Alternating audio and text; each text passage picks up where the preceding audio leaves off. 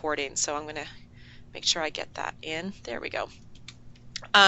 So we just moved into Unit 2 on Thursday, which is quadratics, and section 1.4 and 1.5, we're really going back to looking at how to solve for x, how to solve for zeros, which I'll talk about in a second.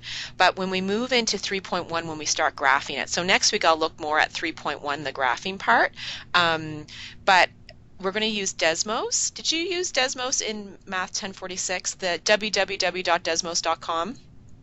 That's Yeah, yeah. yeah. It was more for transformations and stuff like that. Yeah, well, you can graph anything. You can graph lines there, you can graph absolute value equations, you can graph quadratic equations. When we go into Unit 3, which is logs and exponential functions, you can use Desmos to graph that as well. And what I like about that website is, well, one, it's free, which is fantastic, but two, you can put in a lot of equations and then compare them, which without having to, make a table of values and then get out your graph paper and draw. And there's value to graphing on graph paper, pen and pencil, but when you're really trying to see how equations change the look of a graph, it's nice just to be able to put them in the Desmos software into a graphing. The Desmos is taking the place of the graphing calculator that we used to use, but it's so much nicer. It's in color.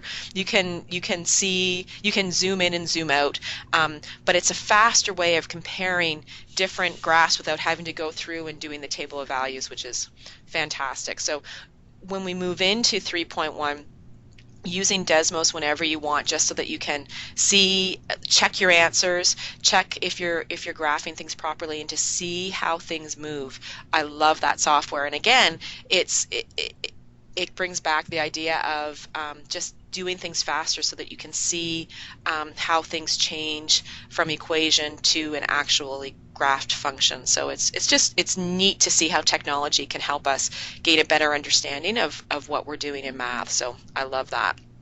So that being said, Andrew, are you working in 1.4 right now, which is the like factoring and finding zeros of quadratics, or have you moved into 1.5, or maybe you're really fast and have moved into 3.1, but where are you at right now? Yeah, I think you're giving me too much credit.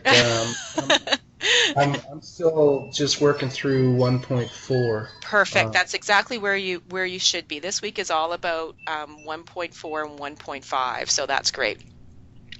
And then you can leave the last week to 3.1. I would suggest that everybody try and get through 1.4 and 1.5 this week, because it will take you the full week to do. Like, I would try and get 1.4, 1.5 done by Friday so that you have the full weekend, and next week to work on the 3.1, the graphing part of it, because it is it's a longer section and it's a lot of